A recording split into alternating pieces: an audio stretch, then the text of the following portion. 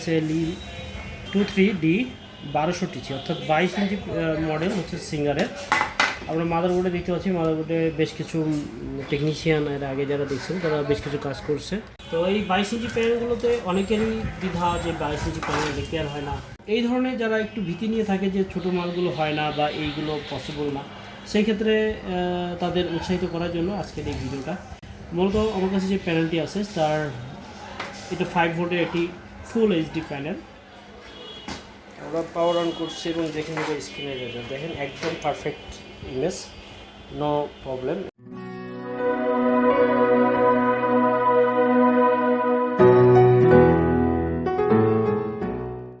Hello friend, আমরা এই মুহূর্তে যে কাজটি নিয়ে আসি সেটা হচ্ছে একটি সিঙ্গার কোম্পানির 22 ইঞ্চি এলইডি টেলিভিশন। আমরা দেখতে পাচ্ছি সিঙ্গারের মডেল নাম্বার SLE 23D 1200 অর্থাৎ 22 ইঞ্চি মডেল হচ্ছে সিঙ্গারের।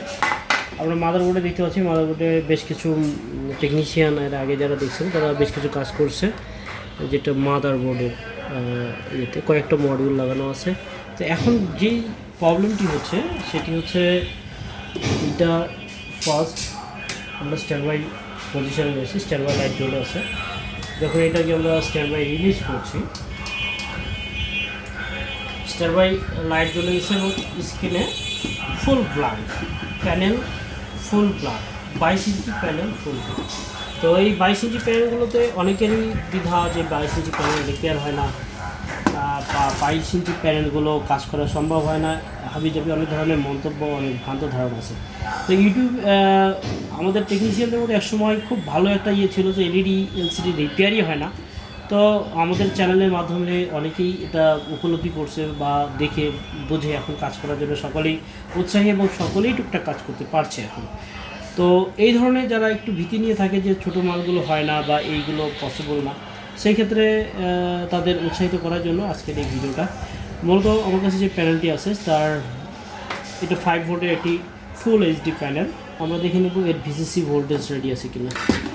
এখানে ভিসিসি সাপ্লাই আমরা দেখতে পাচ্ছি 4.7 ভোল্টস, মিনস 5 ভোল্ট। আর এর মেইনলি 5 ভোল্ট থেকে যে কনভার্ট হয়েছে 3.3 ভোল্টেজ, 3.3 ভোল্টেজ ওকে, 1.3 ভোল্টেজ যেটি হচ্ছে এই টিকন আইসির জন্য প্রয়োজন, ওকে। এইখানে আরও বেশ কিছু টেকনিশিয়ান দেখছিল, সম্ভবত এটা অন্য কোনো টেকনিশিয়ান দেখছিল। এখানে মেমোরি এসিতেও দেখছি যে 3.3 ভোল্টেজ ওকে মেমোরি এসিতে। এখানে ডিসি টু ডিসি আইসি যে আইসিটা আছে এটার ভোল্টেজগুলো জাস্টিফাই করতে হবে। 4.7 ভোল্ট এমইডিডি ভোল্টেজ। এখানে আরও ভোল্টেজ থাকার কথা, 10 থেকে 12 ভোল্টেজের মতো। এইচএমইডিডি এখানে লো ভোল্টেজ, এখানে 5 থেকে 7 ভোল্টেজের মধ্যে থাকবে। ভিজিএফ মাত্র 2 ভোল্টেজ। তো ডিসি টু ডিসি ভোল্টেজ ফুল ভোল্টেজ ড্রপ। তো মেইনলি যে প্যানেল সমস্যাগুলো হয়ে থাকে DC two DC AC protection mode, মূলত আমরা প্যানেলগুলোকে জাস্টিফাই করে দেখতে পাই যে আসলে আর ডিসি টু ডিসি এসি প্যানেলে কোনো জায়গাতে শর্টেজের কারণে মূলত এই ধরনের সিমটমগুলো আমরা দেখে থাকি।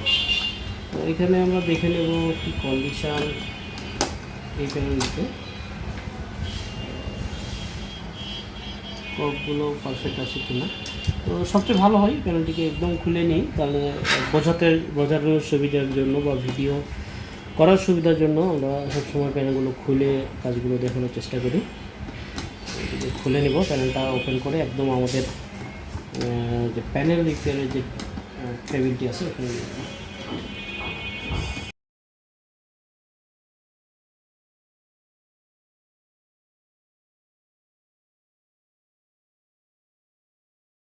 তো প্যানেলটি একদম খুলে নিয়েছি এবং আমাদের প্যানেল রিপেয়ার ডিস্কে যাব। এখানে প্যানেল রিপেয়ার ডিস্কে নিয়েছি এবং এখান থেকে নিয়ে আসার পরে আমাদের ফার্স্ট যেটি যে আসলে শর্টেজগুলো নির্ণয় করা। তো সবসময় আমরা ভিডিওতে দেখিয়ে থাকি যে যখন কোনো আইসিতে একদম প্রোটেকশন মোডে থাকে, এই প্রোটেকশনের মেইন কারণ হচ্ছে শর্টেজ। তো অধিকাংশ টেকনিশিয়ান যারা বিগিনার তারা শর্টগুলো বুঝতে পারেন না, শর্টের মানেগুলো বুঝতে পারেন না, কোথায় শর্ট হয়। এক কথায় এই যে আপনার প্যানেলটাতে যে কাজ করবেন, এই কাজ করার জন্য আপনাকে প্যানেলের যেগুলো কম্পোনেন্ট আছে কোনটা কী কাজের জন্য এইগুলোর বেসিক আপনি জানার পরে গেন আপনি রিপেয়ারটা অরিজিনালভাবে করতে পারবেন। আর এই অরিজিনাল রিপেয়ার বোঝার জন্য অবশ্যই আপনাকে থিওরি ভিত্তিক জ্ঞান থাকতে হবে বা গাইডলাইন থাকতে হবে। তো আমরা সবসময় আমাদের ভিডিওতে বলে থাকি, যারা মনে করেন যে আপনার আপডেট হওয়া প্রয়োজন, আপনি সিআরটি কাজ করেন, মোবাইল রিপেয়ারের সাথে সম্পৃক্ত টুকটাক এলইডি কাজ করার চিন্তাভাবনা করছেন, তো সেই ক্ষেত্রে আমাদের সাথে যোগাযোগ করতে পারেন। আপনাকে আরও এক ধাপ কাজে অগ্রসর করার জন্য, আরও আপনার কাজটাকে স্পিডলি করার জন্য আমরা সবসময় চেষ্টা করে থাকি আমাদের ট্রেনিং সেন্টারের মাধ্যমে। তো ফ্রেন্ড, আমরা দেখে নেব এখানে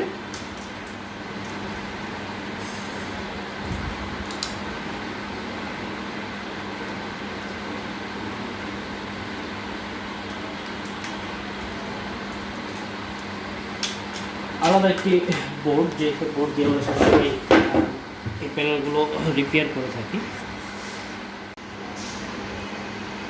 4.7 ভোল্টেজ অর্থাৎ 4.9 ভোল্টেজ অর্থাৎ 5 ভোল্টেজ ওকে। আমরা যেভাবে এর আগে দেখলাম ঠিক আসলে ভোল্টেজগুলো মেজারমেন্ট করার কিছু প্রয়োজন আছে, কারণ এই যে প্রবলেমটি যে প্রোটেকশন মোডে যে আছে এইটার সমাধানই মেইন টপিক ভিডিওর।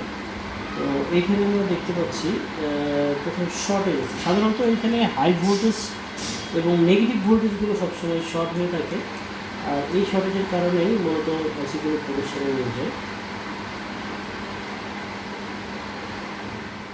এইটার ক্ষেত্রে আমরা যেটা হচ্ছে এই যে শর্টেজটা আছে, শর্টেজগুলো আছে এইখানে আমরা দেখতে পাচ্ছি ম্যাগনিফাই গ্লাস অথবা করে এটা আমরা খুব সহজেই ফাইন্ড আউট করতে পারি যে আসলে প্রবলেমটি কোথায়। আর অভিজ্ঞতা থাকলে আসলে এগুলোর প্রয়োজন হয় না, যখন আপনি বেসিকটি বুঝবেন সমস্যার সমাধান তখন অটোমেটিক হয়ে যাবে। কারণ আমরা আমাদের ট্রেনিংয়ের মাধ্যমে যা সবসময় মেইন প্রোটেকশন মোডের কারণগুলো সবসময় আলোচনা করি এবং প্র্যাকটিক্যালি দেখে থাকি।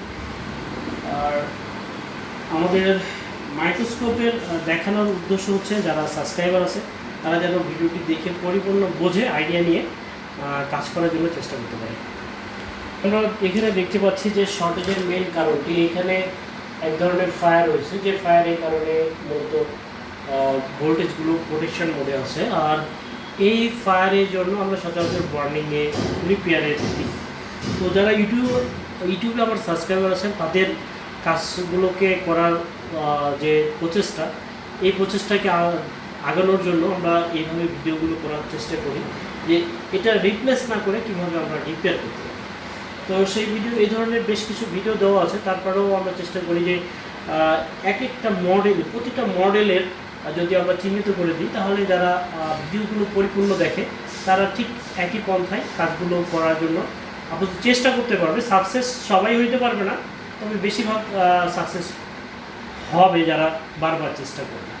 আর যারা সঠিক গাইডলাইন পাবে তারা অবশ্যই কাজগুলো করতে হবে। তো আমরা এখানে প্রবলেমটি দেখলাম, তো এটার জন্য আমাকে অবশ্যই সলিউশনটা শেয়ার করব। এইখানে কিছু লাইন আছে, সেই লাইনগুলো যে লাইনগুলো আমি দেখলাম সেই লাইনগুলো এখানে কাট করে দেব এবং তারপরে দেখব যে আমাদের ভোল্টেজগুলো রেডি হয় কিনা।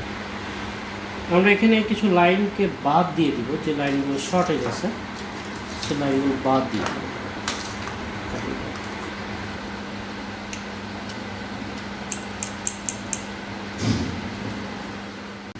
তো ফ্রেন্ড, এইখানে আমরা কিছু লাইনগুলোকে কাট করছি,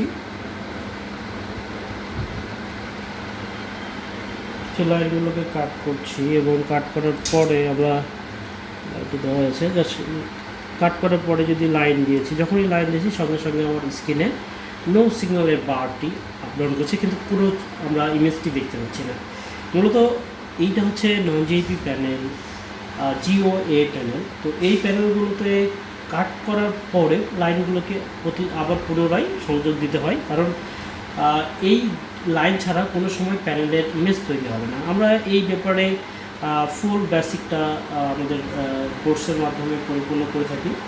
তো ফ্রেন্ড, এখানে আমরা কিছু লাইনগুলোকে বাদ দিয়েছি এবং এই বাদ দেওয়ার পরে আমার প্যানেলের গ্রাফিক্স আসছে, ফুল গ্রাফিক্স না আসলে গ্রাফিক্স আসছে।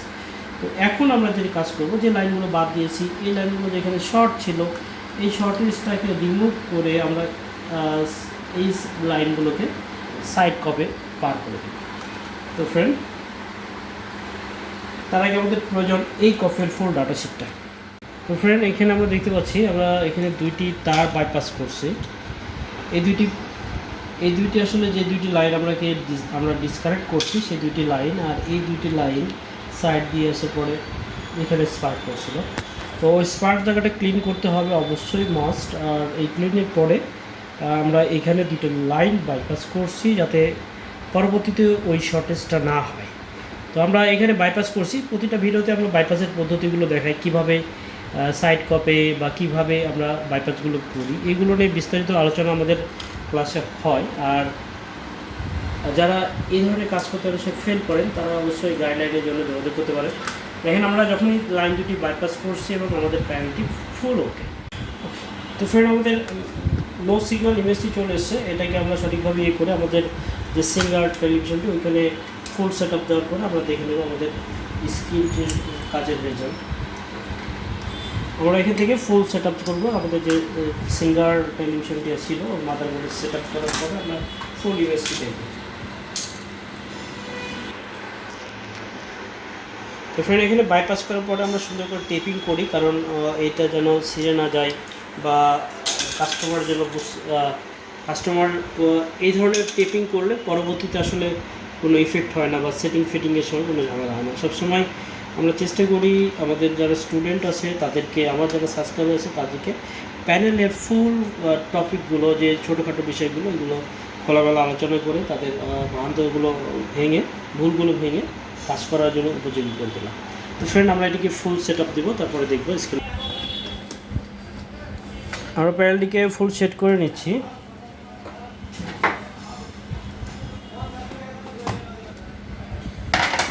ফার্স্টে চেক দিয়ে দিব।